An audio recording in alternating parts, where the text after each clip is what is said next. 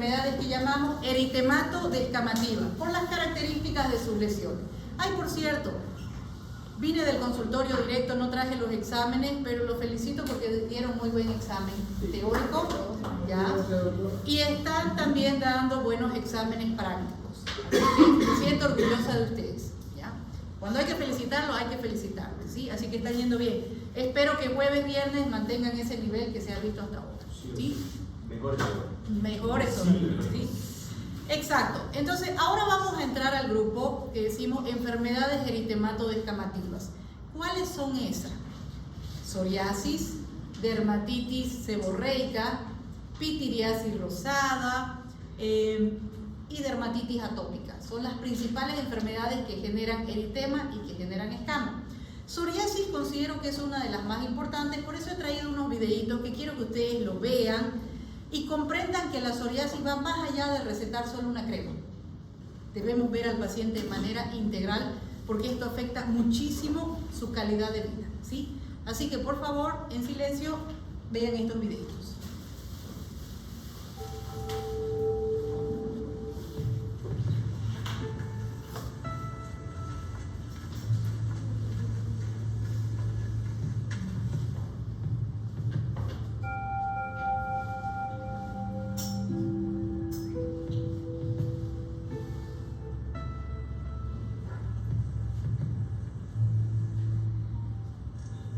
Tiene el cutis seco.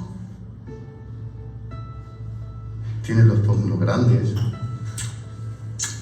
Vale, veo que es un poquito más bajita que yo. Te harás unas muy secas. Sí, un poco. Debes echarte crema. Lo hago continuamente. Encantada.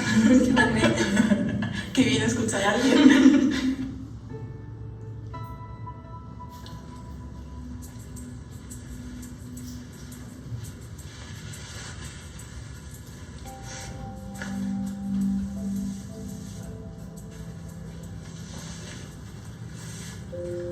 Hola, Hola. ¿qué tal? Bien. Me he equivocado, es morena. Si no te has confundido en nada más. ¿Pensabas que era así? Soy Jorge. Encantado. Es que tengo una enfermedad que se localiza normalmente en la piel. Se llama psoriasis. Yo la tengo desde los 13 años. Ajá. Y bueno, es una inflamación de la piel, Sí. que hace que las células muertas, en vez de reproducirse muy rápido y se quedan aglomeradas ahí, Ajá. produce mucho picor y es muy complejo esto para la gente y a veces en la cara. Lo que implica que te vienen mal, Ya. o te vienen con repulsión de qué asco, qué es Ya, eso. ¿qué tendrá, no? Ya. ¿Qué te ha pasado? Pues, ¿tú qué crees? Pues una quemadura. Es una enfermedad que se manifiesta en la piel, pero bueno, es una enfermedad crónica, no contagiosa y que puede afectar a mucha parte del cuerpo, pero sobre todo en la piel. Pues yo ahora lo tengo en las manos sobre todo y es una enfermedad un poco que tiene bastante rechazo de la sociedad porque pues a mí por ejemplo me han pasado un montón de cosas porque yo lo he tenido en todo el cuerpo y ahora pues en el trabajo por ejemplo el otro día yo trabajo con niños con parálisis cerebral y estaba pues con uno de ellos dándole la comida y vino la mamá y dijo: no trae, que ya se la doy yo porque es que, no sé, como que la daba reparo por mis manos. Me apareció con 20 años, yo era un chico que salía bastante de casa, estaba siempre fuera, no tenía ningún tipo de complejo, jugaba baloncesto, era monitor de natación y a raíz de todo esto dejé mi vida porque me sobrevino, me vino grande. Caso grave, te pasó un poco tiempo. Sí, fue prácticamente en 2 o 3 meses me apareció y mi vida cambió por completo. Dejé de salir con los amigos, dejé la piscina, me encerré en mi casa y estuve prácticamente 3 años sin salir de casa. Y cuando estaba embarazada del segundo, cuando estás embarazada no te puedes poner tratamiento y tal, entonces me puse pues hecha un Cristo, ¿no? Todo el cuerpo. Y el niño mayor, que tenía 2 años, pues por la noche cuando yo iba a casa de trabajar y tenía que darme mi crema hidratante y tal, bueno, yo rabiaba, el picor era insoportable. Y me acuerdo que él se ponía, cogía la crema y todas las noches me decía: venga mamá, voy a darte cremita, voy a darte cremita. Y yo era, bueno, llorar y llorar, porque claro, yo decía, gustaría cuidar de mi hijo, ¿no? No que él tuviera que cuidar de mí.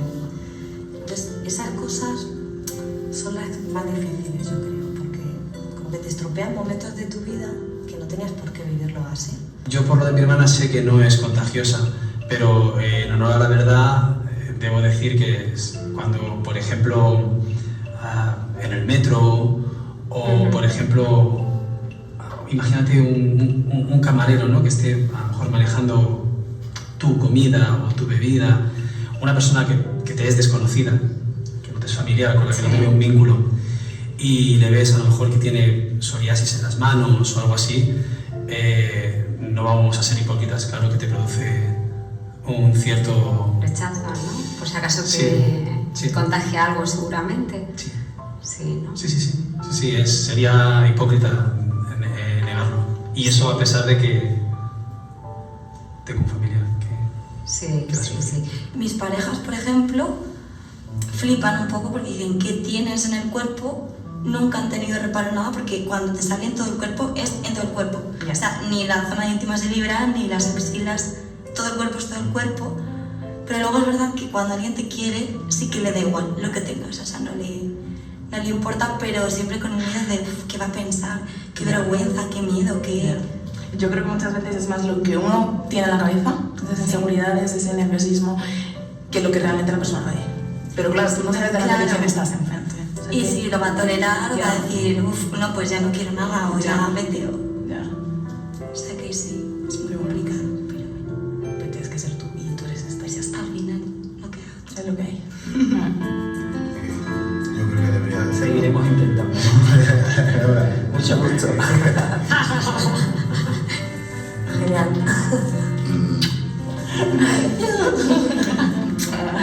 Muchas gracias. Nada, a ti, Julián. No, es que nadie se lo toma así. Y menos. Cada uno tengo la nuestra. Tu tranquilidad. Eso sí.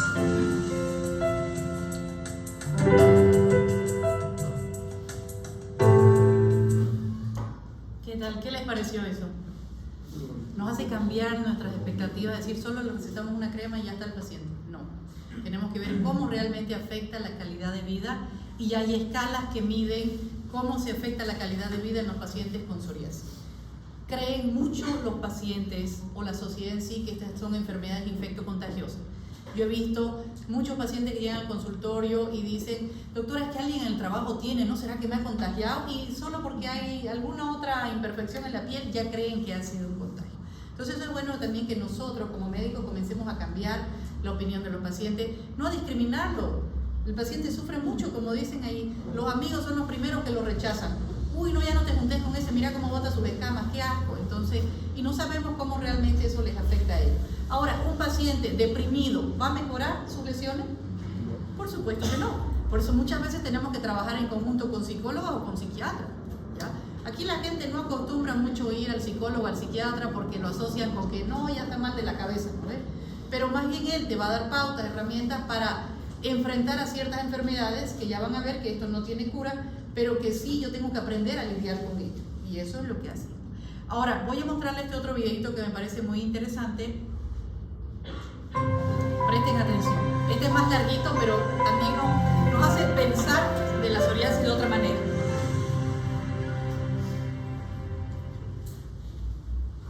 Me llamo Jorge Ayuso y tengo 30 años. Normalmente siempre estoy en el otro lado de la entrevista, soy yo el que hago las preguntas y por un día voy a cambiar el papel. Yo creo que esta campaña sirve principalmente para dar visibilidad a los pacientes y no solo en cuanto a lo que es la enfermedad en sí, sino a todo ese sentimiento, todo ese problema diario que padecemos y que muchas veces queda relegado a un segundo lugar o a veces incluso escondido.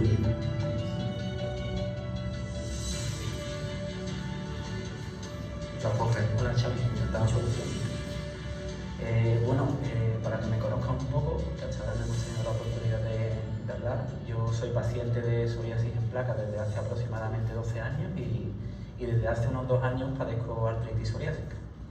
Esto me ha permitido a lo largo de estos años recoger una serie de experiencias y hace aproximadamente unos 4 o 5 años creé un grupo en Facebook llamado Psoriasis en Español con idea de compartir vivencias con otros pacientes y lo que en principio era una idea pequeña, muy acotada para intercambiar información con 10 o 12 pacientes, incluso del territorio español, poco a poco se fue desbordando y ya somos unos 4.400 pacientes de países hispanohablantes e incluso algunos países que no son de habla hispana.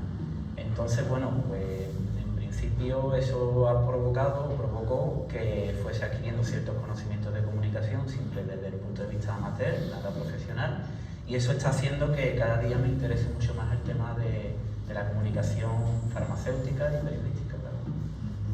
Y un experto en redes sociales, supongo, claro. Bueno, se intenta. ¿Te ocupa mucho tiempo el tema del grupo? Sí, lo que es la gestión y la administración me ocupa mucho tiempo, tanto en cuanto tengo que hacer una previa investigación de cada persona que quiere ser integrante del grupo, porque por desgracia es una enfermedad bastante común que afecta a una gran cantidad de población y también una enfermedad bastante dichosa, porque pese a que parece que es una especie de lesión en la piel, va mucho más allá y el efecto psicosocial hace que las personas desesperadamente busquen soluciones y claro, somos el caldo de cultivo para que muchas personas con pocos escrúpulos mucha vergüenza, traten de vendernos medicamentos y productos milagros. Entonces tengo que hacer una investigación sobre cada persona que quiere ser integrante y luego tengo que ir administrando los contenidos que se van publicando, porque aunque no haya trazado una línea editorial, sí que es cierto que tengo que ir filtrando ciertos comentarios y publicaciones. Bueno, ese indicativo creo que quiere decir que tenemos que comenzar. Traigo preparados 5 titulares, si te parece bien vamos a ir comentando uno a uno y al final te preguntaré cuál de ellos publicaría.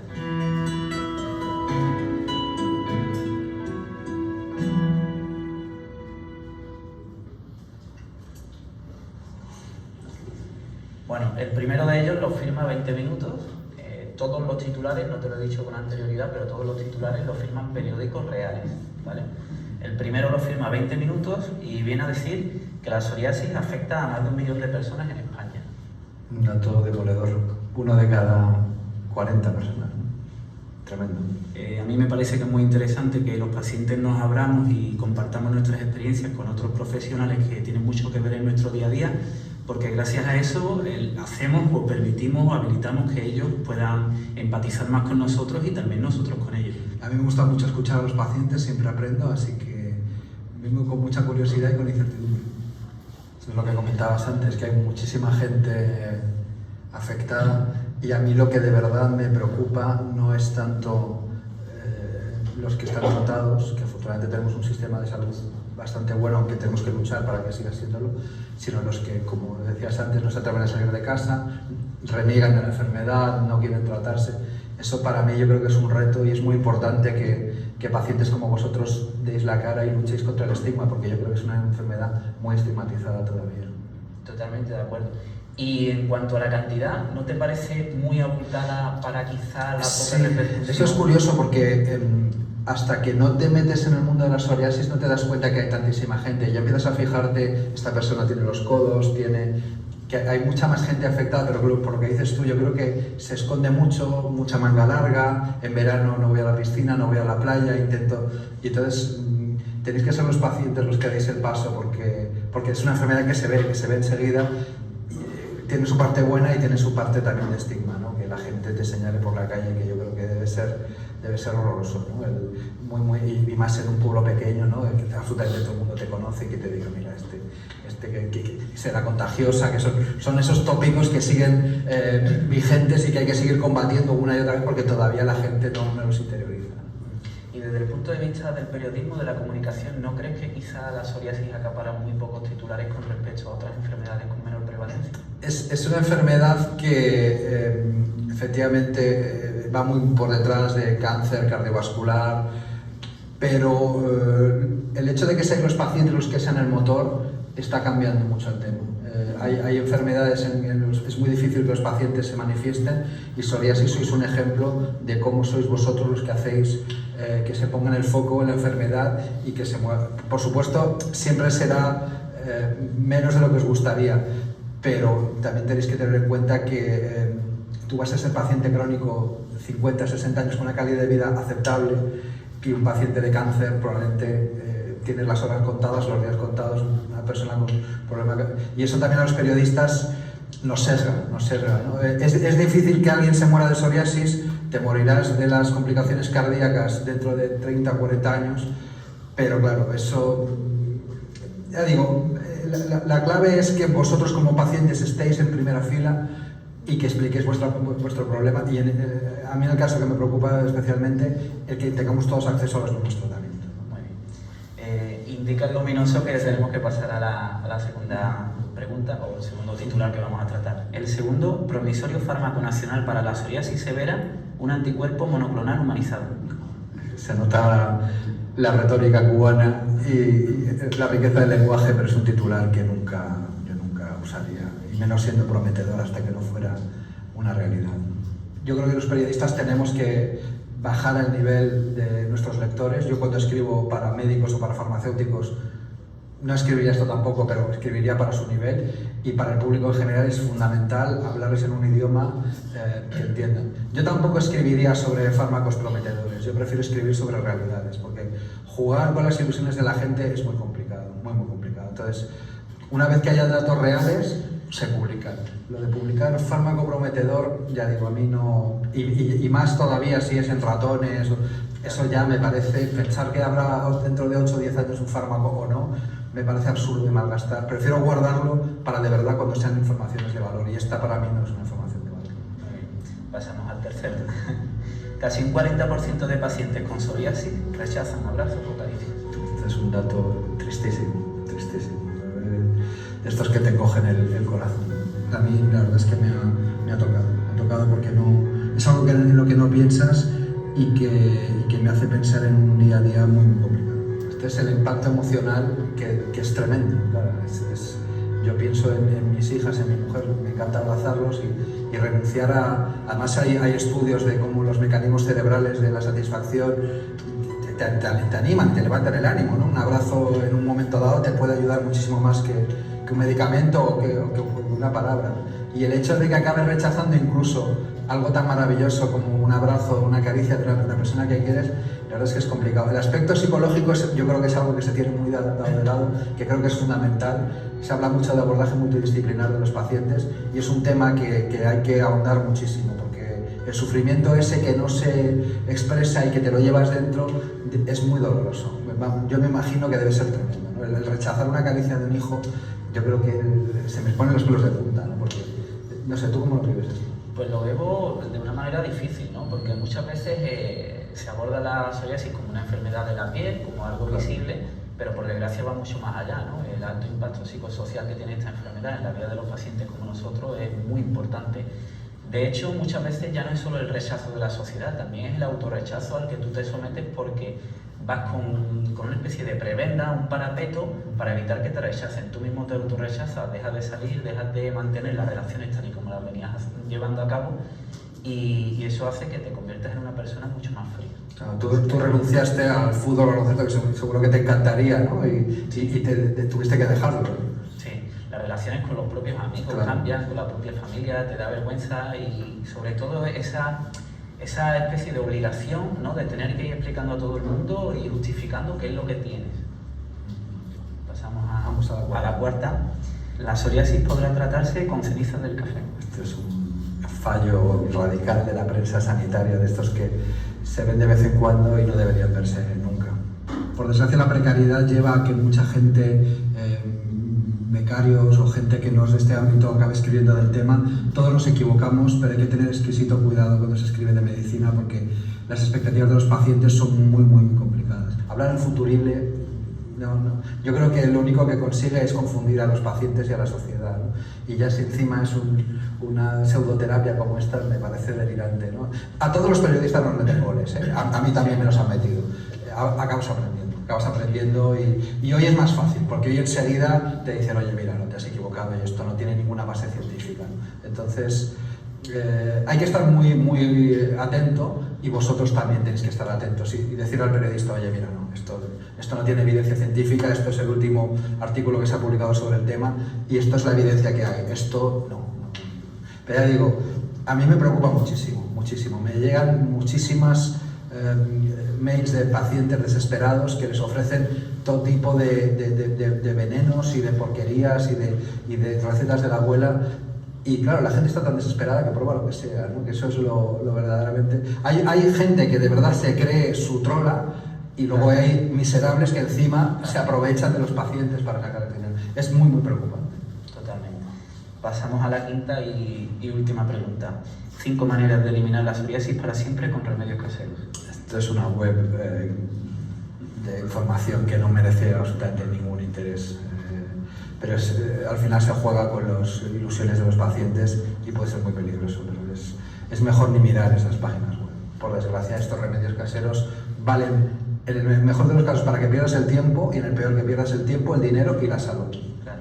Nosotros lo que les solemos pedir a los periodistas es que sobre todo contrasten la información, porque estos titulares hacen mucho daño y sobre todo atacan a personas que son muy débiles. Dentro de los pacientes que sufren psoriasis, los que suelen caer en esta trampa son los más débiles. Un titular así sin duda me alegraría mucho, tanto por mí como por el resto de pacientes que tanto sufren. Es cierto que además de ver el titular, sí que nos gustaría ver que realmente está contrastado científicamente. A mí el titular que me encantaría escribir es encuentra la curación de la psoriasis. Eso, ojalá algún día, más pronto que tarde, pueda escribirlo. Bueno, Xavi, pues nada. Esto está llegando a su fin y ahora la pregunta más difícil, imagino, es que me gustaría saber con qué titular de los que hemos estado hablando te quedarías. Hombre, el dato de 1 millón de personas es estremecedor, pero el que de verdad me ha tocado es que el 40% de los pacientes rechacen abrazos y caricias, ¿no? Es un día a día duro, sí, lo pienso y cada vez que abrace a mis hijas me voy a acordar, porque claro, es una cosa que yo tengo perfectamente interiorizado y renunciar a ese placer pues me parece durísimo. Muy bien.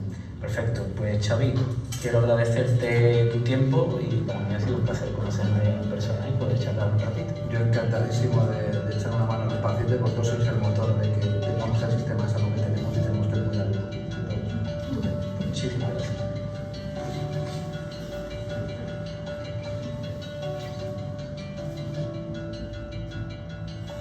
La experiencia ha sido más que positiva, siempre me llevo aprendizajes de este tipo de relaciones porque como paciente que soy me gusta relacionarme con personas que están relacionadas con la enfermedad, que trabajan sobre ella, pero que no son pacientes, porque así intercambiamos los puntos de vista, la forma de ver las cosas y siempre traemos cosas positivas. Los periodistas normalmente hablamos sobre todo con médicos y con la industria farmacéutica y se nos olvida que de verdad el eje son los pacientes, ¿no? Y actividades como esta nos vuelve a poner los pies en la tierra y a darnos cuenta de que el día a día es muy complicado. Hoy he aprendido un dato que no conocía y que no se me va a olvidar.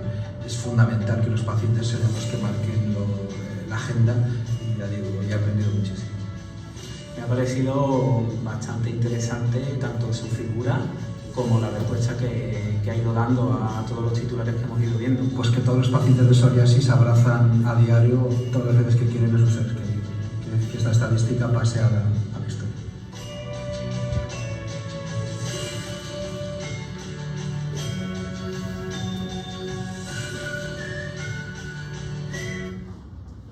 ¿Qué tal?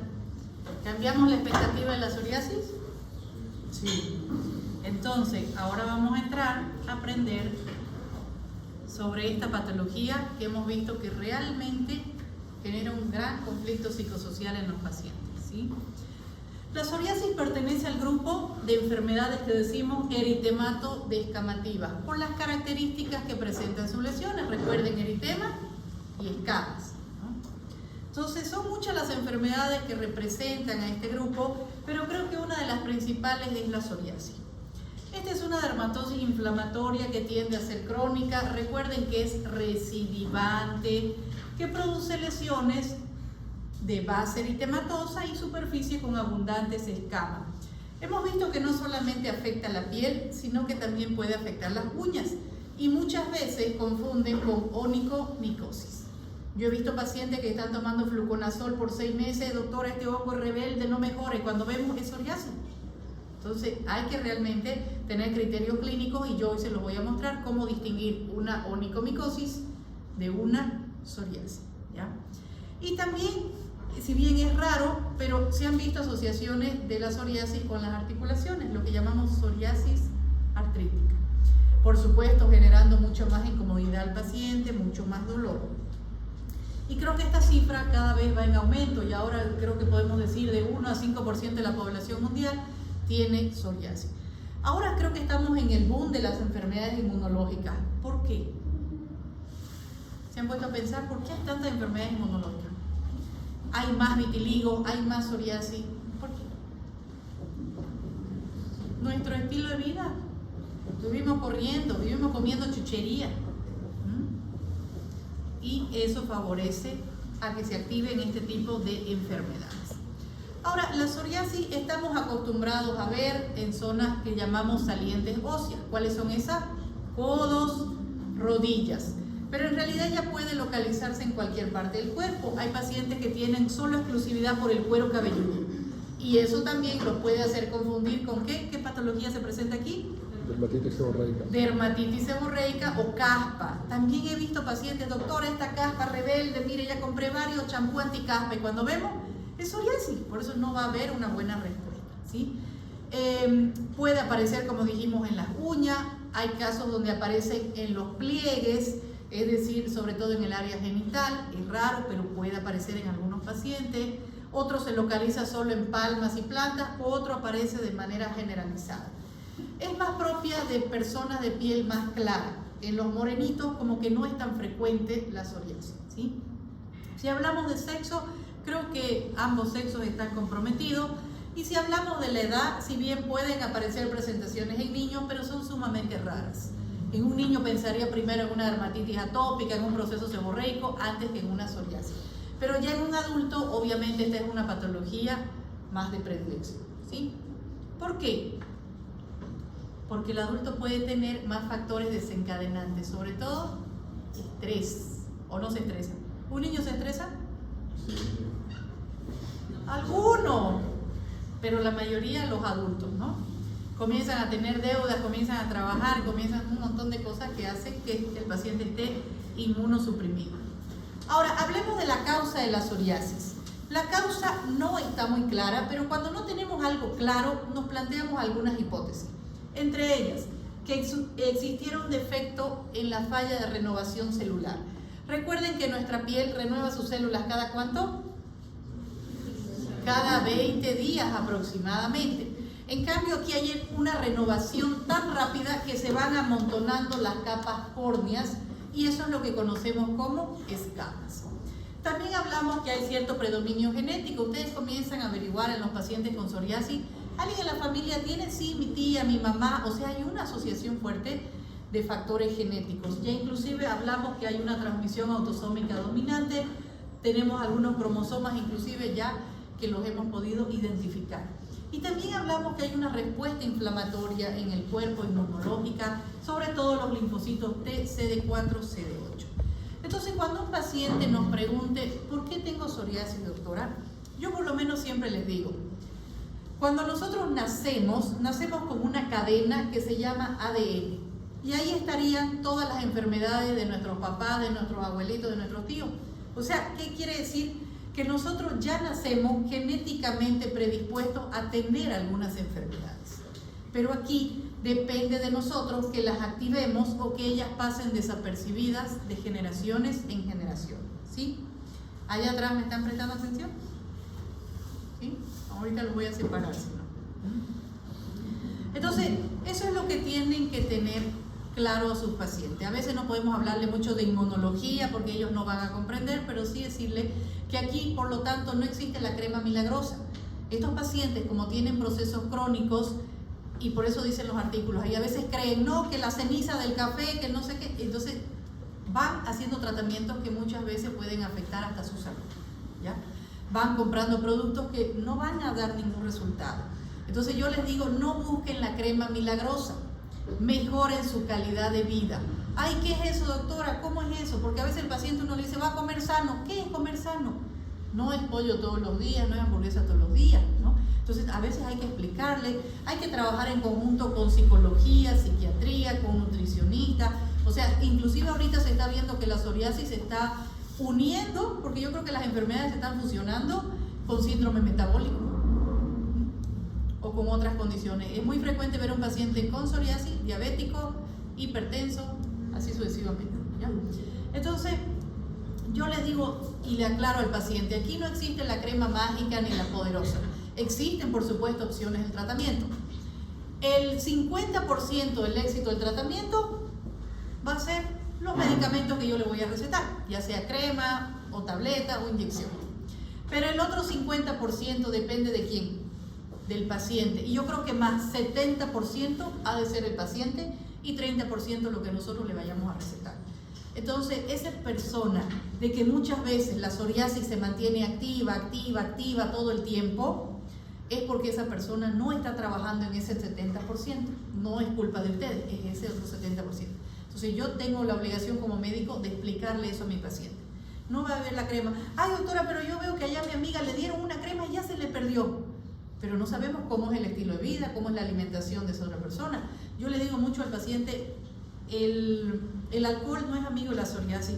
Ay, doctora, es que tengo una fiestecita por ahí. Es que usted puede ir, puede beber, pero sabe que se va a brotar. Porque ¿qué hace el alcohol? Inmunosuprime al paciente. Y ahí estas enfermedades van a aprovecharse, ¿sí? Entonces eso es bueno en la primera consulta, cuando hacen el diagnóstico de psoriasis, conversarlo con el paciente. Aquí podemos ver ya en esta diapositiva cómo esta es una piel normal y cómo tenemos una piel con psoriasis. Vemos un aumento de las capas córneas y también vemos que estas papilas y estas crestas papilares se van mucho más a la superficie, haciendo que llevando células inflamatorias y llevando los capilares a la superficie. Por eso es que las lesiones tienden a sangrar fácilmente. ¿Existen algunos factores desencadenantes? Sí. Algunos pacientes comienzan a tener lesiones posteriores a traumatismo, pero recuerden, son pacientes que ya vienen genéticamente susceptibles, ¿sí? Hay que aclararle al principio al paciente que esto no es algo infeccioso ni contagioso. Doctora, voy a contagiar a mis hijos. No es que los va a contagiar, pero los hijos ya vienen con cierta predisposición a activarlos. Ahora depende de su estilo de vida de ellos, que la activen o no. Eso sí hay que hablar.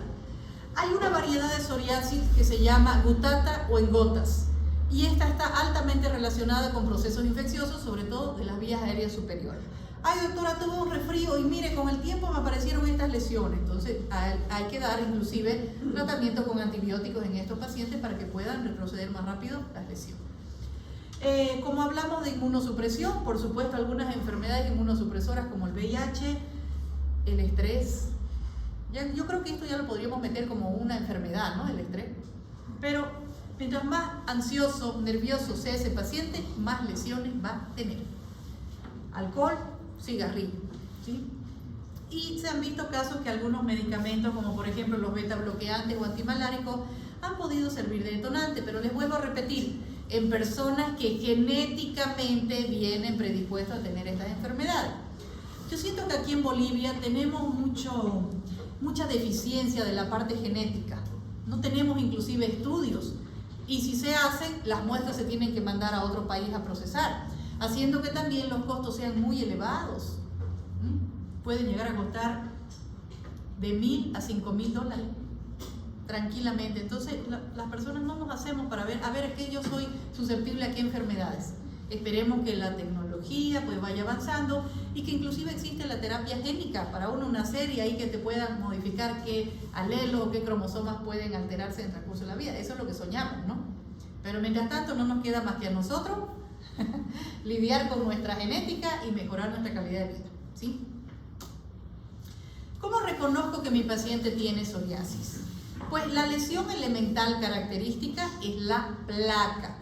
La placa de bordes bien delimitados. Vean que toda la base es eritematosa, no es solamente el borde. Y la superficie con abundantes escamas de color blanquecino, o cuando ya hay muchas escamas se ve hasta plateada la lesión, ¿sí? Es muy frecuente que ellas tengan tendencia a ser bilaterales y sobre todo a la simetría. Aparecen principalmente codo-rodillas, que son las salientes óseas, pero en algunos pacientes pueden haber también lesiones en el área lumbosacra o las extremidades. Tenemos distintos tipos de psoriasis. Si bien estamos acostumbrados a ver la psoriasis en placa, conocida como vulgar, por las características de sus lesiones, pero existen otras variedades que hoy vamos a aprender. Ahora, no siempre el paciente va a llegar con esa placa tan gruesa. Puede que él ya viene haciendo algún tratamiento, puede que la esté modificando y eso también, al ver las características de la lesión, nos podemos orientar. Las lesiones tienden a ser pruriginosas, que pican, y por eso es frecuente ver que el paciente tenga escoriaciones también sobre estas placas. Entonces, mientras más gruesa esté la placa, también va a ser el medicamento que yo le voy a indicar. No solamente un antiinflamatorio, sino un queratolítico que ayude a exfoliar esas escamas. Esto es lo ideal, encontrar pacientes con lesiones que decimos simétricas, bilaterales, ¿ya? Pero de un paciente a otro puede variar la cantidad de lesiones, el tamaño de las placas. Algunos van a llegar con placas tal vez un poquito más chicas y eso también va a depender de las opciones terapéuticas que yo le voy a ofrecer. Lesiones pequeñas, pues va a ser tratamiento local, tópico, o lesiones muy extensas, pues tratamiento sistémico. Miren aquí este paciente puede tener placas, están un poquito gruesas, infiltradas, base eritematosa, superficie con escamas, bordes bien definidos. Ahí tengo placas pequeñas, pero miren acá, placas gigantes, extensas, donde ahí una crema no le va a rendir al paciente. Ahí sí o sí me voy a plantear en opciones sistémicas. Miren aquí este otro paciente, placas gigantes que hacen, y lo ideal es tratar rápido a los pacientes para que estas lesiones no se extiendan y mi paciente termine con una psoriasis eritrodérmica, es decir, cuando esté afectado más del 90% de su superficie corporal. Porque ahí ya yo no lo voy a manejar de manera ambulatoria, lo voy a tener que hospitalizar porque va a recibir un manejo como un gran quemado. Acuérdense, está alterada la barrera cutánea, está perdiendo líquidos, electrolitos, sobreinfecciones agregadas, o sea, todo. Temperatura va a estar también alterada. Esta es la psoriasis gutata, o también conocida como gotas. Aquí la lesión elemental no es la placa, por supuesto, porque tengo lesiones más pequeñitas. Miren, son pápulas, pero de base eritematosa y superficie con escamas que normalmente tienden a ser secas y gruesas. Este tipo de psoriasis aparece de manera abrupta, aguda. El paciente en 2 días puede llenarse de múltiples lesiones pequeñitas, pero múltiples en todo el cuerpo. Esta es la psoriasis que relacionamos con procesos infecciosos y por eso es bueno también cubrir con antibióticos al paciente. Y esta yo creo que es la variedad de psoriasis donde yo sí o sí voy a requerir ir a un estudio histopatológico, a una biopsia de piel. En la psoriasis en placa, la clínica es tan representativa que en realidad no se justifica pedirle, a no ser que ese paciente hubiera realizado múltiples tratamientos, hubiera ido a varios médicos donde uno dijo una cosa, el otro dijo otra enfermedad y ese paciente dice al final, ¿qué tengo? No, hagamos un estudio histopatológico y ahí que salga el reporte que realmente es una psoriasis o es otra cosa. Entonces, solo en esos casos, cuando el paciente lo pide, yo lo hago. Pero en la gutata creo que se relaciona o es muy parecida a otras enfermedades que hacen también lesiones similares y por lo tanto se sugiere hacer, ¿ya? Aquí para que ustedes vean la diferencia de las pápulas o la psoriasis gutata con la psoriasis en placa. Una placa es una lesión más extensa que elevada. Hay lesiones pequeñitas, aunque a veces podemos encontrar lesiones, pápulas que se fusionan y forman placas, pero muy chiquititas, pero nunca como las que hemos visto en la psoriasis vulgar. Vean cómo aparecen de manera abrupta y por eso es que se puede confundir con otro tipo de enfermedades. Ahora, esta es una variedad de psoriasis más rara, llamamos invertida. ¿Por qué? Porque hemos visto que las salientes óseas era su zona de predilección y lo invertido, ¿qué sería? El pliegue. Aquí yo tengo que tener algunos diagnósticos diferenciales, como por ejemplo la tiña cruris. Ahí sí, pero aquí recuerden, en las tiñas el borde es el eritematoso, aquí es toda la lesión, ¿ya? Obviamente debo trabajar de manera cautelosa porque el pliegue, la piel es más finita y casi una de las opciones terapéuticas principales en la psoriasis serían los corticoides, o sea que hay que ser cauteloso también con la zona anatómica a tratar. Tenemos también la psoriasis del cuero cabelludo, que muchísimos pacientes la confunden con dermatitis seborreica o caspa. Yo veo varios pacientes frustrados con la caspa. Doctora, es que esta caspa es rebelde, no se pierde con nada. Ya compré todos los champús de las propagandas y no mejora. Revisamos, es psoriasis, por eso no va a mejorar. Entonces ahí yo también debo tener mis criterios. ¿Cómo distingo una de otra? Normalmente en la dermatitis seborreica las escamas tienden a ser grasosas, vemos ese cuero cabelludo que el paciente dice, doctora, si yo no me lavo todos los días, esto está botando aceite. ¿Ya? En cambio, la escama en la psoriasis es seca, no es grasosa. Por eso la hidratación es parte del tratamiento. También en la dermatitis seborreica, las escamas están casi sueltas en el cuero cabelludo o en el cabello. Veo ahí, todas dispersas. No están sujetadas sobre una placa. En cambio, en la psoriasis del cuero cabelludo, ustedes ven que están las lesiones sobre esa base eritematosa, es decir, sobre una placa. Ahora, cuando la placa sobresale en la implantación capilar, es mucho más fácil de reconocerlo. Miren, aquí está, la escama está muy suavita, pero está sobre una base. Aquí es más fácil de distinguir. Pero la realidad es que a veces el paciente llega con lesiones pequeñas y justo están cubiertas por el cabello. Así que ahí tenemos que buscar, separar los cabellitos, de dónde viene esa escama, y si encontramos lesiones delimitadas, obviamente pensamos en psoriasis. Ahora, otro dato que les puede servir es que la psoriasis del cuero cabelludo no siempre está sola ahí, sino que el paciente tiene en el cuero cabelludo, tiene en los codos, tiene en las rodillas o en otra zona. ¿Sí? Ahí también preguntan, ¿tiene otras lesiones en otra parte del cuerpo parecida? Sí, doctora, en los codos. Ahí ya está su diagnóstico. ¿Sí? Ya es más complejo cuando solo tuviera la presentación del cuero cabelludo. Otros pacientes presentan lesiones exclusivamente en palmas y plantas. Y aquí yo debo tener diagnósticos diferenciales también. Dermatitis por contacto y tinea manu o tinea pedis. Pero recuerden que en las tiñas, si bien hay descamación, pero no es tan gruesa. Miren aquí esas escamas gruesas. Y en las tiñas no hay tanto eritema como lo estamos viendo aquí. Entonces, otro dato que les doy es que la mayoría de las veces los pacientes que vienen con psoriasis palmoplantar ya han utilizado una infinidad de cremas antimicóticas y por supuesto sin mejoría. También eso, por eso es bueno preguntar, ¿qué aplicó? No, doctora, ya le puse terbinafina, ketoconazol, no sé, las de la propaganda y no mejoré. Entonces sería raro que esa micosis ya no mejore. Pero ahora, si yo tengo dudas, es bueno hacer una herramienta auxiliar que llamamos estudio micológico. ¿Por qué? Porque yo tengo que estar seguro, si aquí hay una micosis, yo voy a trabajar con antimicótico. Pero si hay una psoriasis, ¿cuál es mi tratamiento? Corticoide. Y por ahí yo estoy confundiendo la psoriasis, ¿qué voy a hacer? La micosis la voy a empeorar. Le estoy metiendo corticoide. Entonces por eso yo tengo que tener bien claro si es o no es una psoriasis. ¿Ya? En algunos pacientes las placas están como muy puntuales y eso por supuesto va a facilitar nuestro diagnóstico.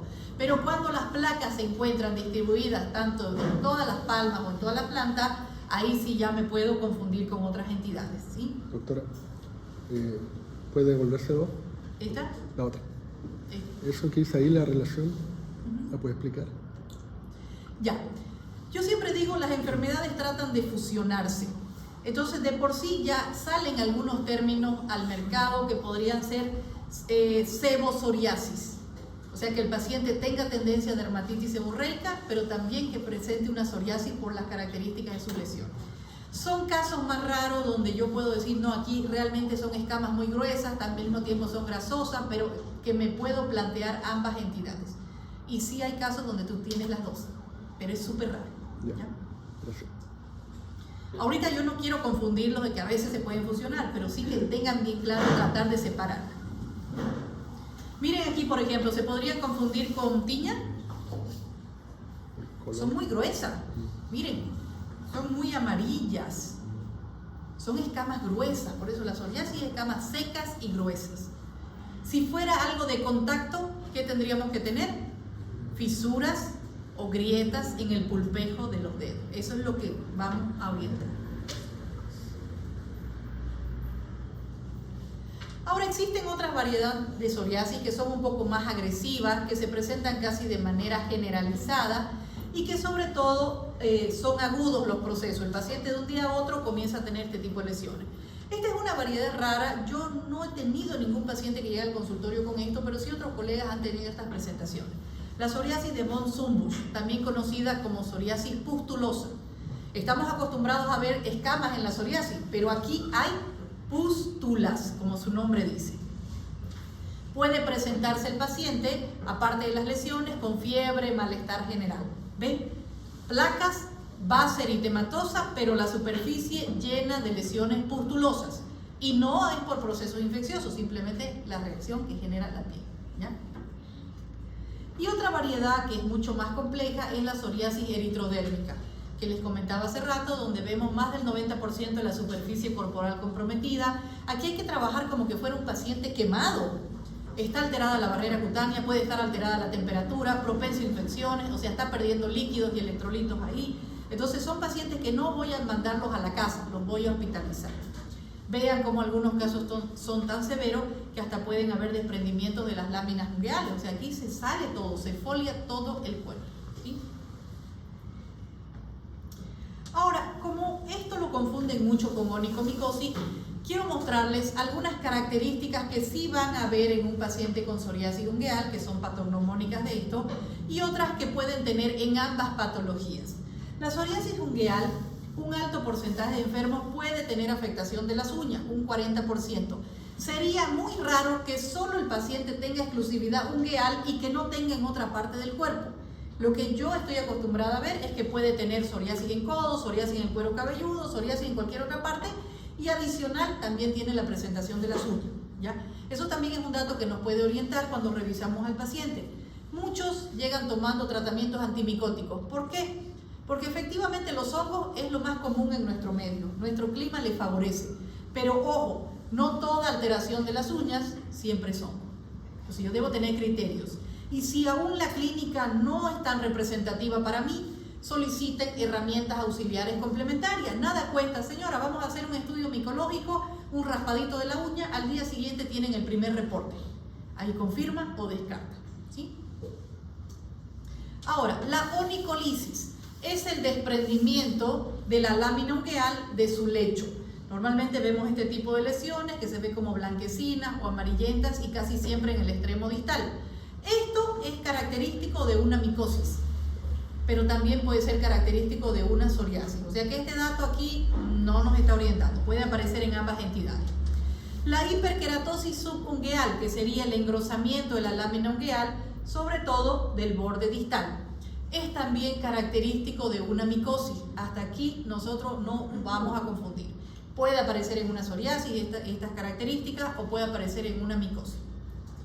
Pero esto sí es más patognomónico de psoriasis ungueal. Las manchas en aceite, prácticamente son manchas o máculas de color amarillo o naranja, como que estuvieran impregnadas de aceite. Esto es propio de la psoriasis ungueal. Y estos puntitos, hoyuelos o perforaciones, como le quieran llamar, son también patognomónicas de una psoriasis ungueal. Miren, por ejemplo, en esta imagen. Aquí yo tengo una onicolisis, tengo las perforaciones en la uña y tengo las manchas en aceite. Ahí está la psoriasis, ¿sí?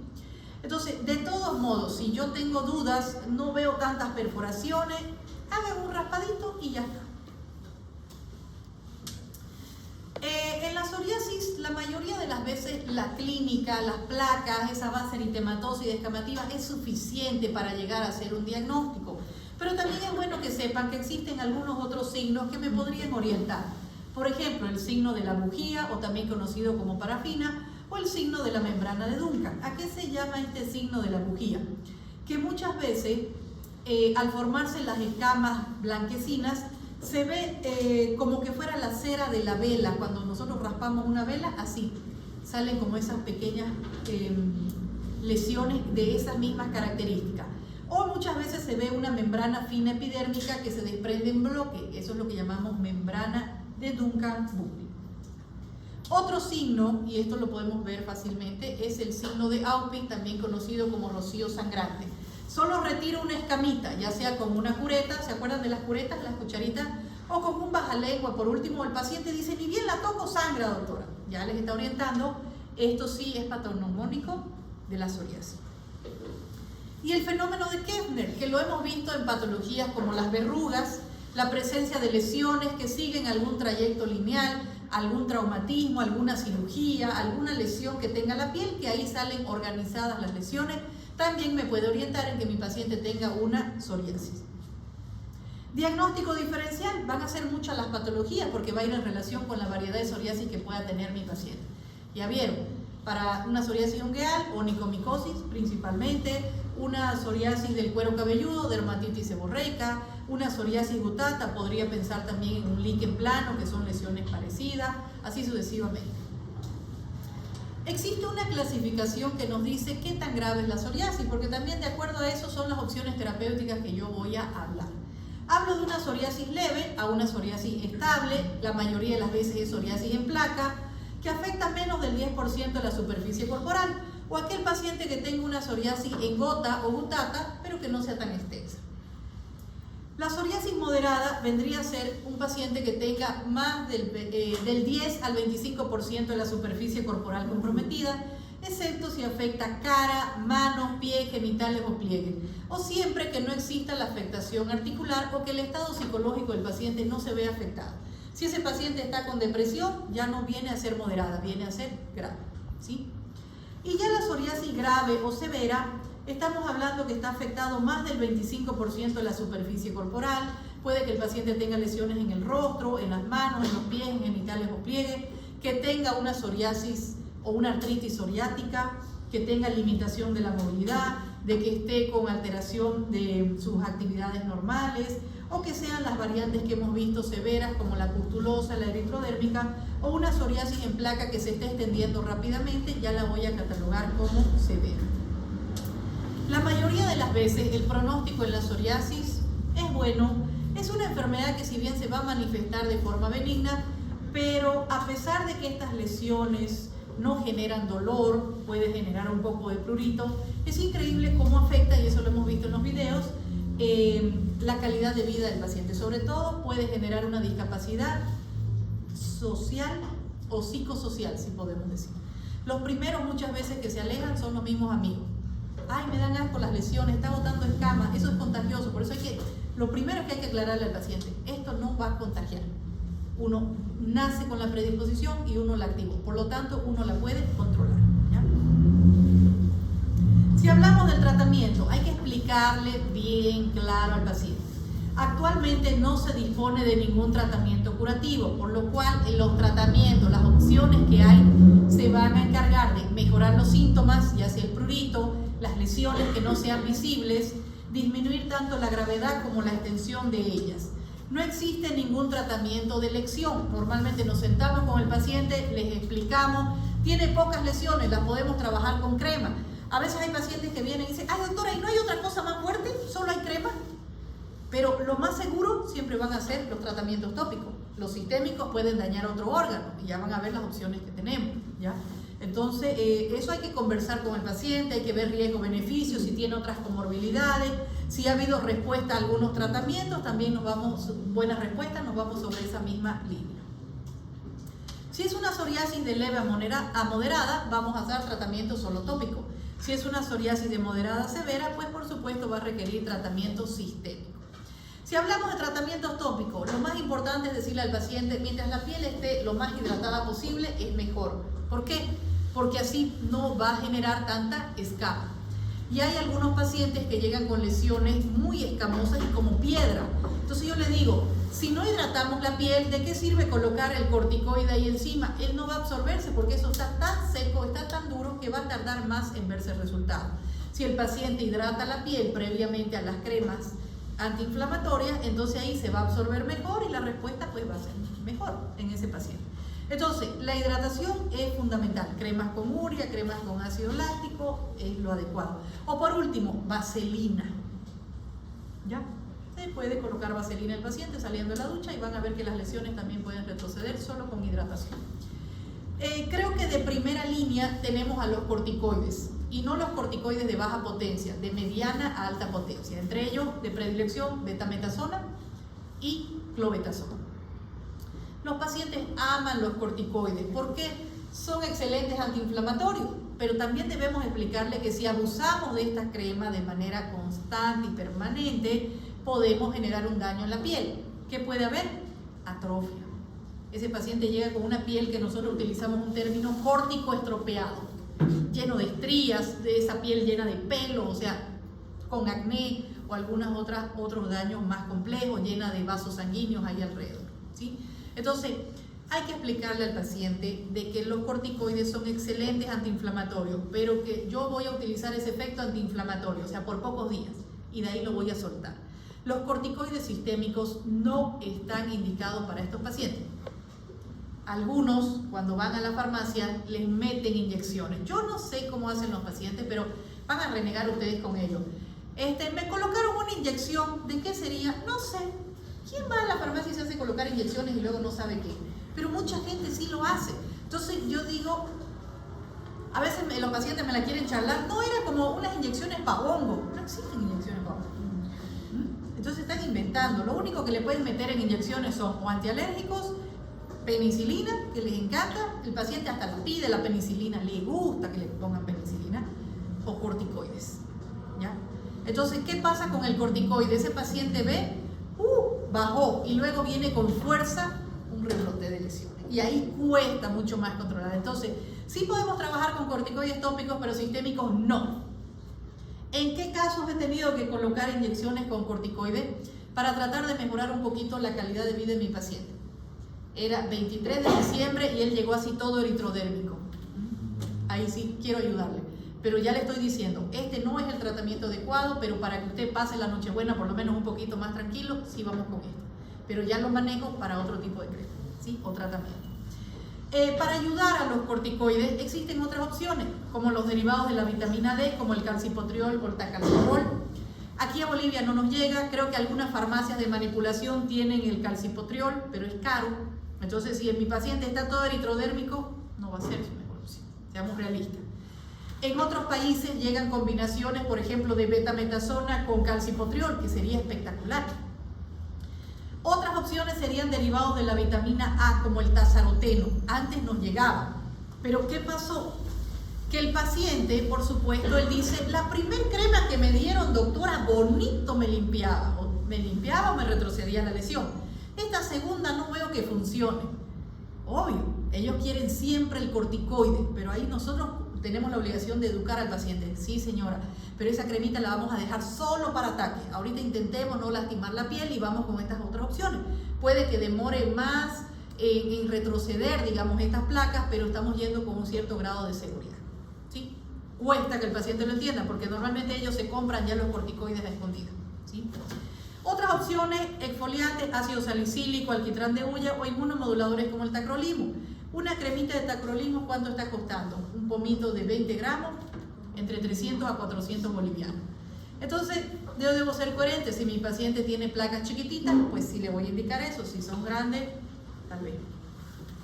Y ya también hay algunos casos de láser o pubaterapia, que son luces, que también han podido dar resultados. Si hablamos de tratamiento sistémico, los retinoides, por supuesto, son grandes exfoliantes de la piel, serían de primera línea. El acitretín, aquí a Bolivia no nos llega. Fíjense que hay muchas herramientas que no nos están llegando. Pero sí la que utilizamos más y de primera línea es el metotrexato. Metotrexato. ¿Ya? A veces decimos metro, no, el metotrexato. El metotrexato es un inmunomodulador que se trabaja para muchísimas otras enfermedades. Pero tenemos que ser coherentes que estos tratamientos no van a ser de una semana, de 3 a 6 meses, y debo hacer un control previo del paciente. El metotrexato sobre todo es hepatotóxico, o sea que un paciente con un hígado graso o que tenga las transaminasas elevadas, no. ¿Ya? Y siempre hay que hacer un control al paciente, hay que desparasitarlo, hay que ver que no tenga un foco infeccioso activo por ahí. Recordemos que Bolivia es país bacilífero y tenemos harta tuberculosis, no vamos a empeorar con metotrexato a este paciente. Por eso no es darle la tableta así sin un control previo, hay que investigar. A veces les pedimos, hágase una radiografía de tórax, a ver, hacemos hisopado faríngeo, quiero ver si no hay parásitos, o sea, pedimos todo un montón de laboratorios antes de dar estos tratamientos. La ciclosporina sería otra excelente opción, pero no se puede dar en pacientes hipertensos y muchas veces preferimos el metotrexato porque es más económico para el paciente. La ciclosporina es más cara. Y esto de aquí, que ya son las alternativas que se están utilizando, son los productos biológicos. Por supuesto, han abierto una gran puerta para mejorar mucho la calidad de vida de los pacientes. Pero también hay que ser claro que estos productos biológicos estamos ahorita encandilados con los resultados, pero no los estamos viendo a largo plazo. Algunos de ellos comenzaron a producir aplasia medular y por eso se los sacaron del mercado. Ahora las nuevas opciones no sabemos, por eso digo, son productos nuevos. Algunos pacientes inclusive dicen, quiero la inyección de la psoriasis, porque muchas presentaciones vienen en inyección, pero no es que sea la vacuna para la psoriasis ni su inyección exclusiva para la psoriasis. Eso se trabaja para muchas otras enfermedades inmunológicas. Y como son caros, no es que yo le voy a dar de primera instancia un producto biológico a mi paciente. Normalmente voy a agotar los otros escalones. Un paciente que no responde muy bien a esas otras opciones, recién voy a pensar en esto. ¿De cuánto hablamos de costo? Un producto biológico, una inyección puede estar costando entre 10.000 a 15.000 bolivianos. Y hay esquemas que se deben colocar 2 inyecciones por semana, ¿ya? Hay otros que es una cada 15 días. Entonces, obviamente, no son medicamentos tan accesibles fácilmente. En otros países los seguros médicos sí cubren, pero acá no sé cómo estamos. Creo que ya está aprobado para la artritis psoriática. Sí, para ello. Pero para los pacientes con psoriasis en placas, creo que todavía no. ¿Sí? Así que tenemos otras herramientas para conversar, para trabajar, y siempre recordándole al paciente que el 70% del tratamiento es él. 30% seremos nosotros con nuestras opciones terapéuticas que vamos a ir y nuestras cremitas a trabajar con eso, ¿sí? Hoy aprendimos esta enfermedad que va más allá de las lesiones de la piel, que tiene una gran afectación psicosocial en los pacientes, ¿sí? ¿Alguna pregunta? ¿Alguna duda? ¿Estamos expertos? Hemos estado con miércoles con muchos feriados. Chicos, el próximo miércoles, yo no sé si sería factible que más bien pasemos la clase virtual para que yo pueda avanzar doble. ¿Sí? Me van a hacer acuerdo, por favor. ¿Por qué? Pero el hecho que hagamos la clase virtual es para que ustedes aprendan más, ¿ya? O sea, son temas extensos. Quiero hablar de enfermedades reaccionales, urticaria, erupciones medicamentosas, dermatitis por contacto, que de por sí es complejo, y tengo que hablar la segunda etapa del eritemato de camativas, dermatitis seborreica, dermatitis atópica, o sea, es algo, ¿sí? Y no me da para fusionar todo eso 2 veces, termino sin voz y lastimándome. Entonces, me van a hacer acuerdo de que pasemos una clase así como especial, para que podamos igualarnos, porque si no nos vamos a quedar hasta diciembre. No vamos a terminar el programa.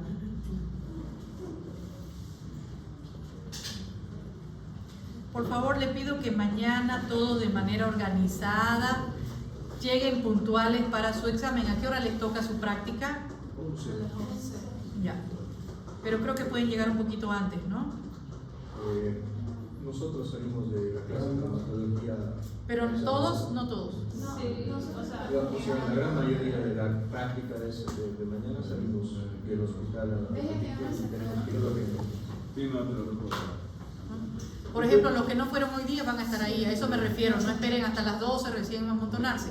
Yo voy a estar desde las 9 de la mañana ahí para que se pueda tomar examen. Los que llegan más temprano, por supuesto, dan el examen y se van. A eso me refiero. Van a estar dando exámenes del grupo que pasa. Sí, pero el examen ni 5 minutos. Por grupo yo estoy demorando media hora. Por eso les digo, o sea, por eso les decía que no van a llegar tan tarde porque ahí estoy. Yo creo que 10:50 y 55. Perfecto.